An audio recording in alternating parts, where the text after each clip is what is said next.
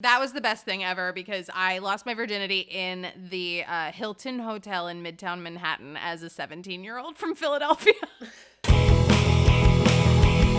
Hello and welcome to the Roast of Your Teenage Self podcast. I am your host, your roast-coming queen, a girl who was once picked up for shoplifting in a Bath and Body Works and played dead immediately, Alise Morales. And with us today, we have just a good old pal of mine, a comedian and host who you know from HQ Trivia, HQ Words, and her podcast, The Unemployed Show. But before all of that, she was a graduate of Harriton High School. It's Anna Roisman. Hi, thank you. Oh my God, I haven't heard those words in so long. Graduate of Harriton, High School. You know, we say this on the pod a lot, but we worked hard for that high school degree. Yes, shout we it did. loud, shout it proud. You know? That shit took time. I don't think my parents have my college diploma, which is probably, they're supposed to have that, but they have I've seen the high school one. It's like, did I even need to go? Honestly, the high school one is more work. Yeah, it is. It's tougher years. It's honestly the most concentrated effort I have personally spent on anything. Yeah, I agree. Thanks for having me. I'm psyched to be here. Oh, I'm so excited. So you are a veteran of our live show, which for those who listen to the podcast, those who don't know, this was once a live show when live shows were a thing. But I'm very excited to dive deeper into your teen self based on what I know. So first question I like to ask is just, what flavor of high school is Harriton High School? Where is it at? Public, private? What's the vibe?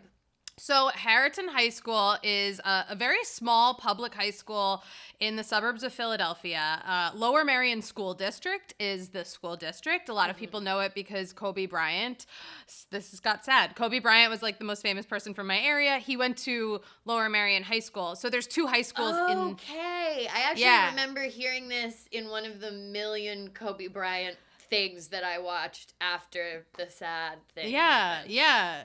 So most people know Lower Merion High School. So there's two high schools in the district. Mm-hmm. Lower Merion is like the big one, like 1,200 people per class. I don't know, maybe not per class, but a lot of people. Yeah. My school, Harriton, also public school, same school district. It's like on the other side of like the 5 towns that we all like funnel into.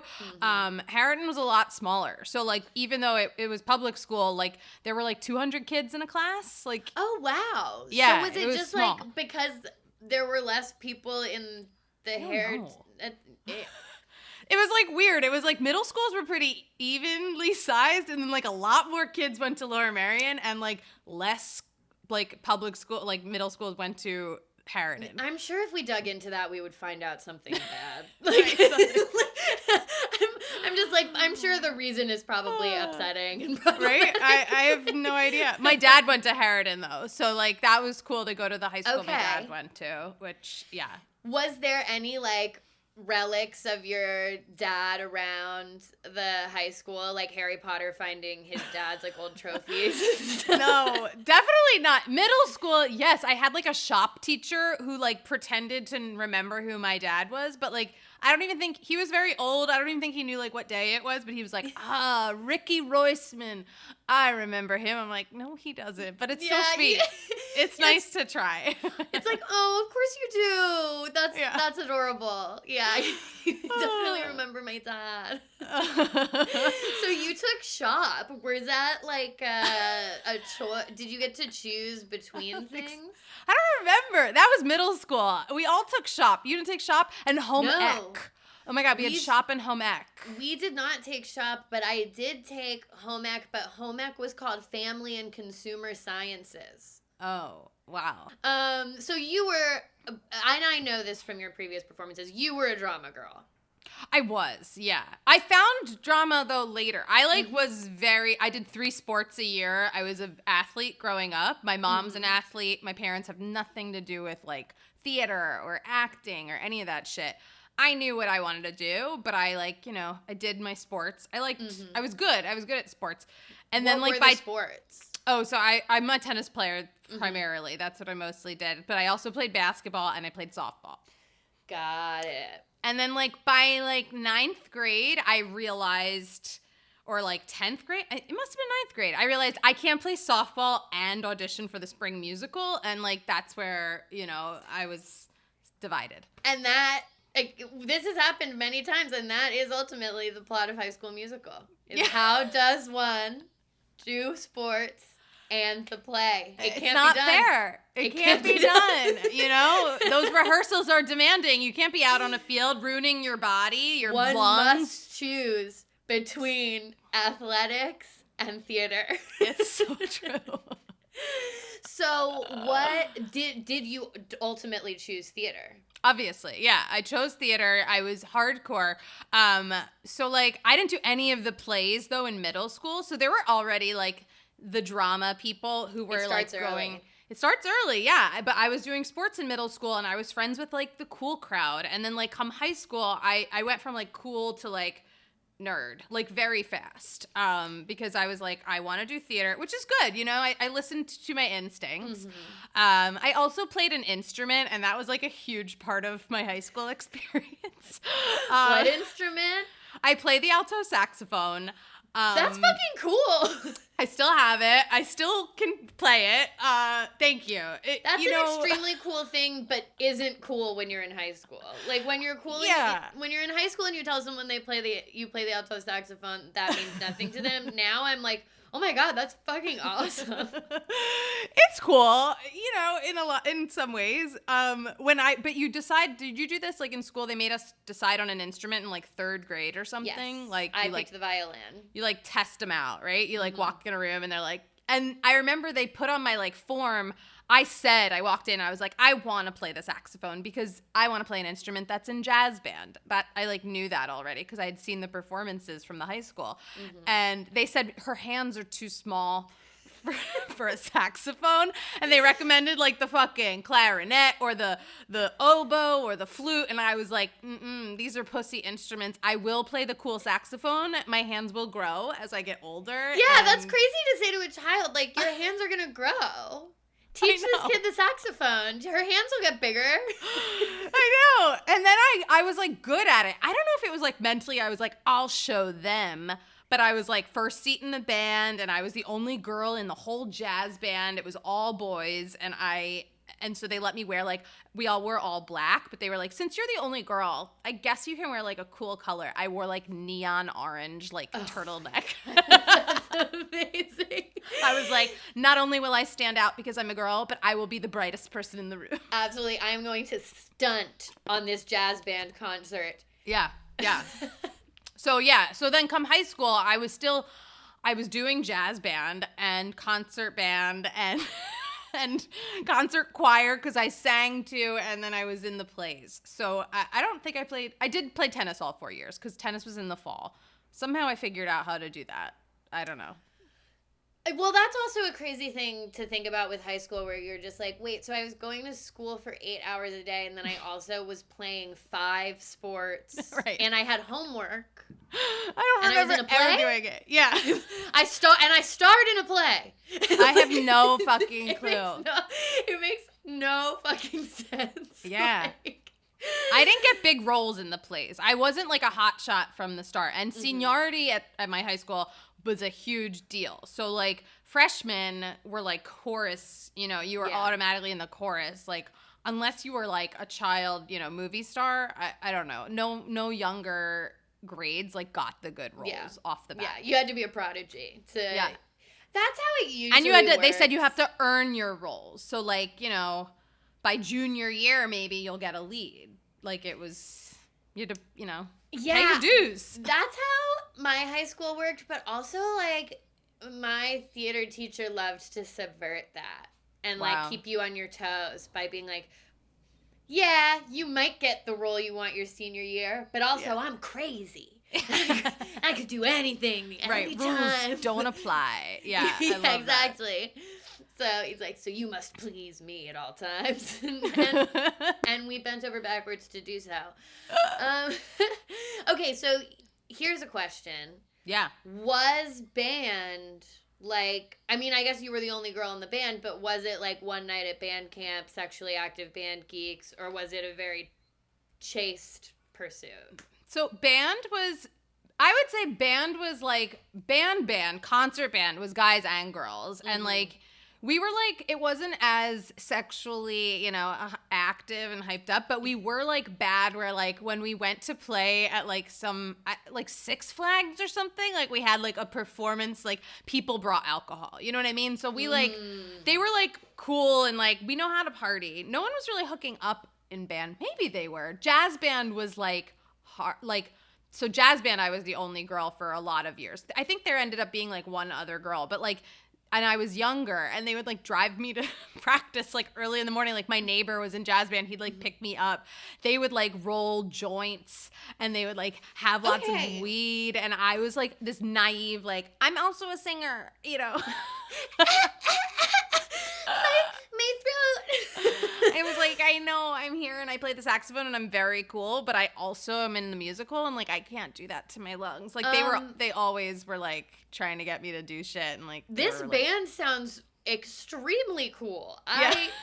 Like, did you have a jazz band? Did you, if you went to public school? We did, but I didn't have really much of a relationship with the band people. Okay. I was very much entrenched in the theater people and the emo people. Mm-hmm. And my freshman year, I kind of switched who my like core crew of friends was in the middle of high school. The beginning of high school, we called ourselves the Carpet Hallway Crew, and we sat in the carpet hallway. Wow. Okay. And then Literal. later, well, listen to this. You're gonna see a pattern here. And then later, I changed my friend group to the Door 2 crew, and we stood by Door 2. So. I love how these names just, they come to you and you're just like, yeah, honestly, that's what we'll do. We were just, when you're a kid, you are just bubbling with creative energy. Yeah. But for me, the band, so like the jazz band members, like a lot of them played in the pit orchestra for the shows. So there was like overlap in that way. You know what I mean? Like, so like some of my friends from there were in that. Because we never talked to the band in the plays at all. They're like the crew. You guys are like such divas that you're like, oh, that's cute. The crew's here. I do not remember us interacting with the band or the orchestra in any way. But the theater tech was separate at our school.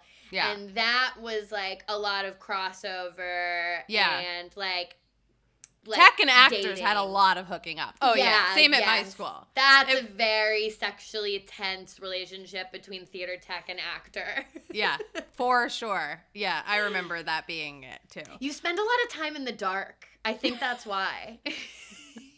And, like, backstage, there's always, like, that old couch that, like, they use for, like, props or, like, set pieces. And you're like, like, who's going to have sex on the couch this year? Like, there's always, like, weird rooms with, like, shit. And like I feel like the boys that are in tech are always like, do you want to like come up to where the lights are? Yeah. Like I can show you where all the lights are. And then you literally go Mean Girls.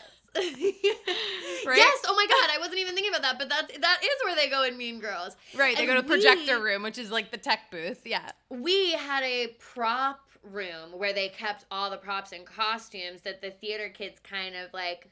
The teacher would, like, let us hang out in there. Yeah. And there was, like, rows and rows of costumes. And so, like, of course we were making out in there. Yeah. Of course we were. So funny. That was a beautiful place. Yeah. We had a name for our theater group. It was called the HTC, and it was the Harriton Theater Company. But we were like, HTC, like, I'm an HTC. It was intense. Freshman year, I was a chorus girl in Crazy for You. Great. Sophomore year, what the fuck did we do? Oh, we did Godspell sophomore year. I did Godspell once with like an outside theater group. Oh, fun. I love Godspell. And Godspell, because there's not really like a lead, aside from like, I guess it's Judas and Jesus, right? Yeah. They're the leads. Everyone kind of gets a song in Godspell. So like, I got a dope song. What song? I did Turn Back, Oh Man. Oh, that's the best song! And I was you like. get to be the sexy one? A sophomore slut. Yeah, and I remember, this sounds insane. I remember they were like, I came in through the audience. Like, I was going to come through the audience and, like, make my way up to the stage. You know what I mean? And, like, I feel like that's traditional for Godspell. Is it?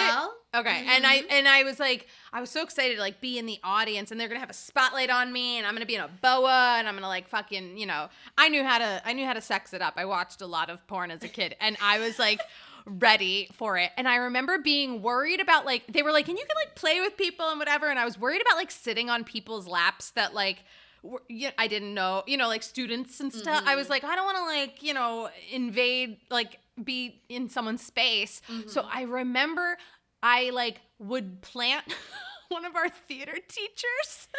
Like, he's like a science teacher, and I remember he would, like, sit there, and, like, during all the rehearsals, I was like, so you'll be there, like, even during the performance. He's like, I'll be there for the performance. And I'd go and, like, sit on his lap and, like, put the boa, like, around his neck. God. And I think back now, and I'm like, what a fucking sick person that I was. And him for being like, yeah, I'll be there for every performance. Yeah, I feel like they should have just been like, we're gonna pick a friend of Anna's who's another student at the school to do this. Nope. But I feel like there's nothing I would have wanted more in high school than to book the sexy role. Like, how did you take that on emotionally? Well, it's funny because I was so excited. I liked the song. I took it. I loved the costumes. I was like, yeah, and I was wearing, like, a padded bra by then. I was like, yeah, I should get the sexy role. I invested in this bra from Victoria's Secret. That's like I have giant tits now. Yeah. I remember was a career move. That was. But then I was typecast always as the dumb slut. Like, even in the play the next year, we did One Flew Over the Cuckoo's Nest. And it was like, I came back and I was like, you know, there are 3 girl roles in that whole play. Yeah. So I guess I was lucky to get a role, but they were like, she can only play a slut now. And I was like, oh no, but I have range. Like, you should see me at camp. Yeah. I was like, so at school, I was always like the slutty role. I did it to the best of my ability. What's funny is I was the opposite in life. I was, like, scared to kiss a boy. So that's what I was gonna ask. Like, did like this translate at all into your actual sexual activity? Not at all. Not at all. I remember even I had a lot of guy friends. I think because I was in band and stuff, and, like, so a lot of my friends were guys. I didn't really have, like, a girl group or anything in high school. Middle school, yeah. And then in high school, no. And I remember one of my guy friends was like, why are you so prude? I was like, what do you mean? Like, he's like, you know, all of us would hook up with you. And I was like, you're my friends. Like, I remember feeling like, wait, that's what I thought we're friends. Like, I feel like that is such a huge moment. Even for prom, like, one of my friends asked me to prom, and I was like, sure. I didn't have a boyfriend, and I was like, yeah, that would be fun to go with him. He's my friend. And then, like, he cried because I didn't want to kiss him the night of prom. And I was like, I wasn't trying to go out with you. Like, I don't want to be in a relationship. I just thought it would be fun. We'd have a fun prom. Yeah, I mean, I was always, like, I was at the height of drama in my romantic relationships at all times. I was always down to play ball. If the friend came up to me and was like, I'm actually in love with you, I'd be like, interesting. I guess we can exchange some I-ams. I love it. But, that's how all the magic happens. Yeah. I was just like, I was just one of those girls who was, like, desperate to be in a love story and to be falling in love and, like, listening to emo music and just, like, breaking my heart open and, like, watching the OC and crying, falling in love. Like, I was just so in love with love at that time. I love that. I was more career obsessed, and I literally thought maybe one day I'll have room for a man. But right now, like, I auditioned for American Idol. Like, I would watch. I was nonstop. Oh. Like, I was like, I don't have time for a boyfriend if I want to be, like, in movies by 20. Okay, so tell me everything about auditioning for American Idol. Oh my God. It was the most insane thing ever. So, like, I auditioned at the Javits Center in New York City. I didn't live in New York, obviously. I was 17 years old, and I remember, like, I was in New York visiting a camp friend or something, and I like heard there were auditions for American Idol, and I thought, I'll go. I've always loved the show. I'll go. And I went, and there were 17,000 people in line. Little me, like 17-year-old me, like goes, and I'm like with a bag, like, you know, I just go and get in line. That's like me trying to sign up for the vaccine. They're like, you're number 17,000. Yeah, it's the same shit. And I get online. I'm online, like, let's say I got there at like 8 a.m. I'm online all day, okay? And people have sleeping bags, and they are prepared to be there. Some have been there for days, and I'm like, oh my God, like, I didn't think it'd be like this. I didn't pay attention. We didn't have we had the internet, but people weren't posting like, hey, I'm auditioning right now for American Idol. Like, check out this line. Like, look at how, you know. Yeah. And someone came through the line, and I got like a card. They give you like a ticket or whatever when you get to come back the next day to audition. People slept on the street all night. And, or I didn't I got up to the guy who gives the cards, and they looked at my ID, and they're like, you're not 18. You can't audition without a parent or guardian. And I was like, I've been here 9 hours, like all day. I'm like sweating in like the outfit I came in. Like, I'm like with like a tiny little bag. And I remember I called my mom, and I was like, I told her I was doing it. I was like, I need a parent or guardian. And God bless my mom. She got on an Amtrak from Philadelphia, came to New York City, brought sleeping bags, and we slept on the sidewalk that night. The guy was like, gave me a tentative card as long as I like came back with my mom or a parent or whatever. And she came, and she was like, we'll have fun. And like, we didn't sleep because people sing 24 hours a day thinking. Everyone's practicing constantly. Oh, no. They think they're American Idol. Nightmare. It was insane. Nightmare. And like Jared from Subway was doing like promo work, and I remember he was like walking up and down the lines with like Subway signs and shit. It was such a weird experience. And like, so we slept on the street, and I remember you get your card. Okay, so then the next morning you get like a time that day, and my time was in the afternoon. So we literally went to like a department store. We went to like Bergdorf Goodman to like shower in their public bathrooms, literally to like sink shower, you know, because they have nice shit. Yeah. My mom's like, well, we'll go to Bergdorf's. You know, my mom's a Jap, and she's like, and we'll get lunch, and we'll shower in the sinks. And, and we ran into like my aunt, who's like, what are you doing? And she's like, Anna's auditioning for American Idol. I was like, Mom, don't tell people. Like, we looked like we had slept on the street for the night. Yeah. It was so bad. You looked like you had tried to sleep on the street, but everyone was singing, so you couldn't sleep. You couldn't sleep. I remember at one point my mom went and bought herself a bottle of wine because she's like, this will knock me out, and was like drinking wine, like just like bottle or like. Damn, your mom, props to your mom, a ride or die. She's for cool. real. For real.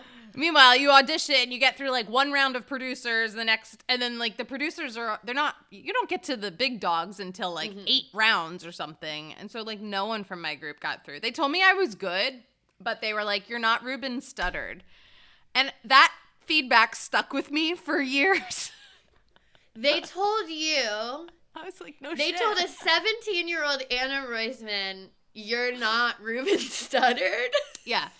They were like, you're really good, but, you know, you're not Ruben Studdard, and that's who we're looking, you know, he's one of our American Idols. And I was like, yeah, wow, I mean, no Anna, shit. You're not Ruben Studdard. I'm not. Let's actually, I want to move in because we're talking now about, I guess, your early forays into stardom. And I think that this first photo of you really puts that on display. Okay. So this is a gorgeous black and white photo of you. Thank you. Flower in your hair. This looks like a headshot, is it? No, so this was taken at my brother's bar mitzvah. Wow. And I think I showed this on your live show once. I think I peaked. I am 15 here. And I still to this day will be like, this is the prettiest I've ever looked. My hair, my dress, my makeup. I don't know what I did, but it's a stunning photo.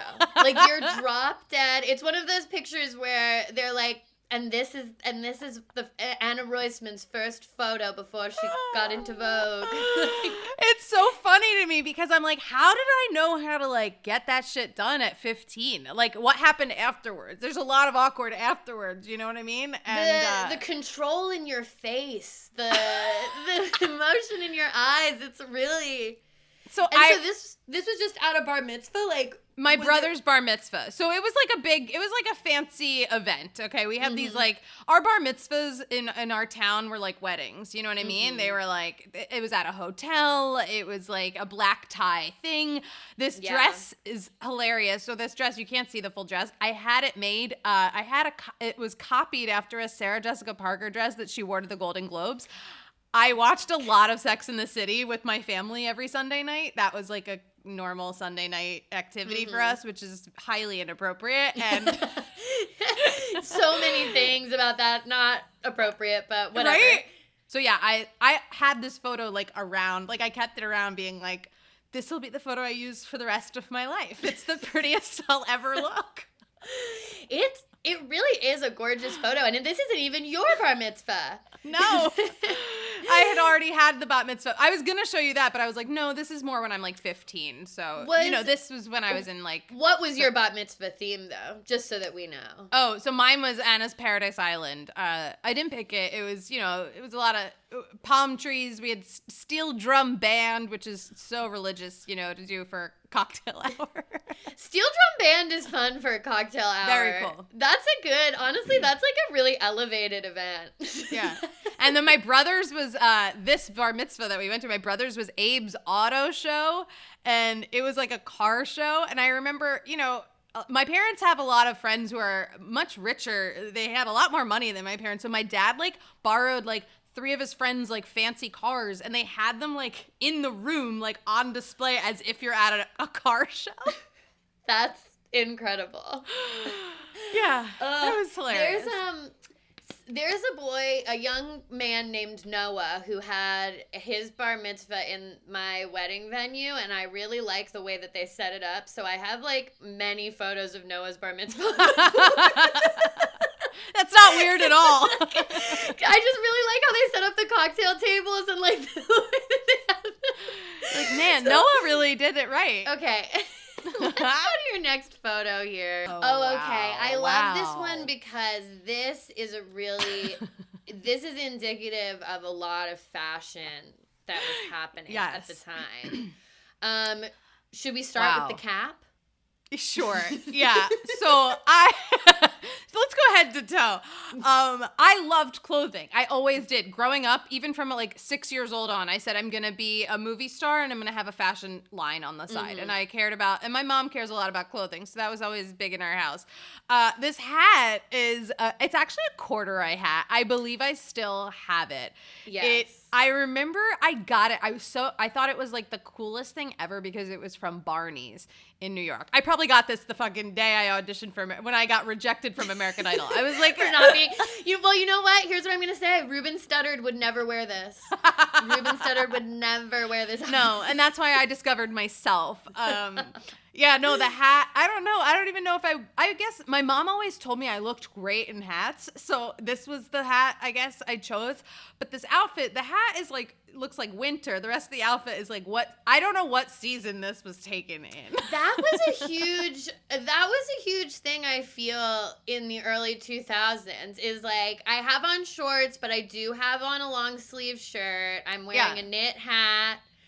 When am I? I have a mini skirt over jeans. Like, what am I wearing? We layered a lot. I remember layering, like, no matter what, long sleeve, short sleeve, tank top. We always had, like, multiple layers on. Yes. Not for warmth. That was for fashion, right? We always liked the layers. This was like a white tank top under like a lacy, like cool long sleeve. And I probably had a bra also on, like that had like other straps. Mm-hmm. This is in my sister's bedroom. Okay, the shorts crack me up. I feel like if we put a boot on this is very like Lindsay Lohan at the premiere of Mean Girls. Yeah. Like. And I'm very tan. I mean, I always had like, kind of dark skin, but I feel like I did go through a moment in high school where self-tanner was introduced to me, and I remember I discovered it with my friend, and I went to Florida to visit our grandmas. They lived in the same like complex, and it rained, and we were like, we can't go home from Florida without a tan because it rained, and I bought a bottle of self-tanner, and I clearly think I'm still like using it here. I'm like a dark, weird color. Did you ever do tanning bed? No, not really. My mom is like a cancer survivor and she's very strict, so I wasn't allowed to do that. I did in college a little bit because I was like, fuck that. I'm an adult now. But I never did it, but it was because I lived in the emo world, the pale, pale world. I was under a little parasol trying to keep. Honestly, that's why you look so young and beautiful now. Like I, could use some Botox. Although the self tanner, is not baking in the sun, so no, self tanner is good. Self tanner is the right option. Were you a big Unrequited Crush person? Like, were you like pining after? Boys. There was an older guy I loved, and I remember one of my best friends and I, when I had my car, we'd like drive past his street, and now I sound like driver's license girl, but we would literally drive past his street, and we'd be listening to Avril Lavigne. It's like very vivid in my memory, and we'd be like, he's home, oh my God, and then we'd be like, we gotta go, like he's gonna see our car, and we were so worried. Meanwhile, I did have sex with him like during a Thanksgiving break, like sophomore year of college. Yeah, you did it. You did it. So many people don't get to do that, and you did it. Congratulations, Anna. And then I remember thinking, I'm so glad I had that done, and I actually don't like him anymore. Like I'm fine now. How did you set it up?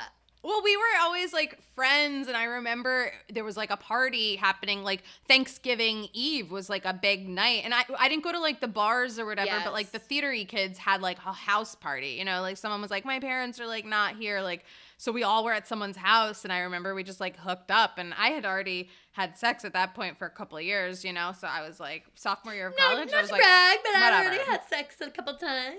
I did have sex in high school. Yeah. I didn't go to college a virgin. I wasn't like, but So who did you have sex with in high school? The summer boyfriend? Yes. And were you just like, I just want to do this before high school, or did you truly feel that he was the one? No, we planned, he lived in New York. We planned it on AIM. I just wanted to lose my virginity before college because I was afraid if I went to college, I'd like get drunk in a CVS or like, I'd get drunk. I'd go to like a 7-Eleven and like someone would take me home and like, I wouldn't remember my night. And I was like, I'm going to be taken advantage of if I don't know what I'm doing. Mm-hmm. And so we planned it on AIM. That was the best thing ever because I lost my virginity in the Hilton Hotel in Midtown Manhattan as a 17-year-old from Philadelphia. And you know what? I was a prostitute. There's no way you're the first. There's no way you're the first silly 17-year-old to lose her virginity in that Hilton. I also wonder, like, how many virginity losses AIM facilitated. I know. Millions. So many. Yeah. Millions. An entire generation's worth of virginities lost. So fucking funny. Yeah, no, he told me, he was like, we should have a sleepover, and like with a winky face, and like, you know what that means. That's not a sleepover. No. Hello. That's a no sleepover. I know. And then like my friends and I, we like met up with him in the East Village. I was so young. I didn't even know what the East Village was, at like a fucking shitty like sushi place that served 17-year-olds alcohol. And he told me he got a hotel room on his dad's credit card. And I was like, I was panicked. I was like, well, what did he tell his dad? And like, would he get a refund if I don't go? Like, I don't know. And like, so many questions went through. It was the least romantic experience of my life, but I got it done. It feels very, I think that this happens a lot though with virginity loss is like, it does end up kind of being transactional. Yeah. And that's okay. It's like, well. Because it's not good. Like, you're not going to have great sex, but at the best case scenario, you're going to have a not harmful experience with someone else who wants to learn what's up with you. And that's kind of, that's fine. You just want to, it's like graduating to a new level of like adulthood. All right, so we've got one more photo from you, and it goes back to your theater days, I believe. Wow, so I have a guess as to what we're looking at here, but guess. Me. Will you guess? Is this fun. Snoopy in You're a Good Man, Charlie Brown? Yes! Of course. I mean, the red house gives it away. The red house, the overalls are classic for Snoopy in this show. So what year is this? Okay, Tell me everything. This is at camp. So I told you I'm a huge camp person. Camp was a big part of my life in my teenage years. And here's the thing. At school, I didn't get the leads until senior year. I mean, I had that Godspell song, and I was like an understudy in Pippin, and then I was the lead in Guys and Dolls. I'll give you that. I'll give them that. Camp. As you should be. As I was, yes. Adelaide I was born to play that role. I loved it. I love Adelaide and Guys and Dolls. It was like, I went in and sang the song for my audition. I was like, it's a no-brainer. If anyone gets this role over me, like, I will quit high school. That's it. But, so at camp, I went to an all-girls camp. So at camp, for some reason, I mean, I know they gave me the funny roles, but they always gave me the boy roles. And I was a very girly girl. And I was like, ugh. And they'd fit me for my suit. We had to like slow dance with the girl. Like literally picture an all girls production of The Music Man. I was Marcellus. Okay. Like, and my resume, and I had a resume because I wanted to be a real actor. My resume was all boy roles from camp. Like I was Harvey Johnson in Bye Bye Birdie. Like, it's very funny to me. There are a lot of plays where gender bending the roles or like there are just a lot of female roles. It's very funny to me that they're picking ones like The Music Man and Bye Bye Birdie. Yes. Lead men, which are led by men and not female shows. Yeah. Like there are a lot. Annie makes sense for an all girls camp. Right. Yeah. If you have a girl playing Daddy Warbucks, whatever. I mean, Good Man Charlie Brown makes sense. We could throw a Seussical in there. Yeah. Yeah. So I had all these boy roles. This was my last summer at camp. And I was like, I came in hot. I was like, oh, we're doing You're a Good Man, Charlie Brown. That's 2 female roles. I will be one of them. Mm-hmm. And I remember just being like, this is my year. This is, I've always been a boy. This summer, it's my last summer. I'm 15 years old. I'm like, I'm going to get one of the girl roles. Did you want Lucy? Either. I liked Sally too because I loved Kristen Chenoweth. I was like, oh my God, and she played it. So I literally was like, I'll go for either. I don't remember what I auditioned with. And I remember seeing this and I'm like, they didn't even give me a man. They gave me the fucking dog. A male dog. Because they always were like, she's funny. She should play the funny roles. And they're usually boy roles. And I was like, I just want to be a pretty ingenue. So yeah, they gave me the dog. This is the best though. You can't really tell from this picture very well, but I boycotted costuming. So the costume department had a costume for me to play Snoopy. And I was like, no, Snoopy doesn't need a gender. I will play Snoopy as the girl that I am. And so I am wearing like a tight wife beater and like Juicy Couture white, like cute like capris, and I have like my cool Saucony sneakers, and I was like, they were like, and the ears, and I was like, I have hair, I will wear pigtails, and my choker will just be my collar. I was the sexiest Snoopy you could be. I was like, girls wish they were Snoopy. Lucy's got some frumpy ass dress. You can see my figure in this outfit. So you sexed up Snoopy. I did. I did. Fucking incredible. I was like, they're not going to give me the girl. I will be a girl. That's how you fucking do it. You say, I will wear Juicy Couture as Snoopy and I will have gorgeous pigtails as my ears. Yeah, I was like, I'll just blow dry them really full and they'll just be the ears and it'll look gorgeous as a dog. And I had like and it did. This read as Snoopy to me immediately. Yes. I saw the picture and I said, who is that? That's Snoopy. So thank you. And Snoopy is a great part in the show. There's 2 really fun songs. I had a lot of fun doing it, and I remember like thinking like, oh, it's actually a really good role. But I was so mad at first that I was like, I'll make this how I want it to be. That's a fucking incredible story. I feel like this is actually the perfect place for us to round everything out by me asking you our final question. Okay. Which is, if you could talk to Teen Anna today, what would you tell her? Okay. I did this recently. I would say, don't worry about anything right now, because when you get older, shit will happen that you really need to worry about. I was always very stressed out. You can tell by my journals and everything. I was always like worried about my future. I would also say, you know what? Kiss a boy.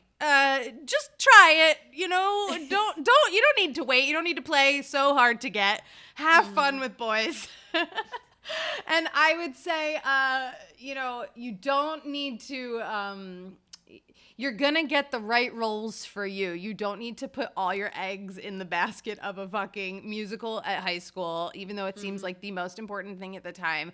You will find your way eventually, I guess. Yeah. Yeah, that's beautiful. That's Thank you. beautiful. I love it. Anna, this was a great episode. So I fun. I feel like there's so much other stuff I want to talk to you about, so we'll have to have you back. But for everyone listening at home, this has been the Roast of Your Teenage Self podcast.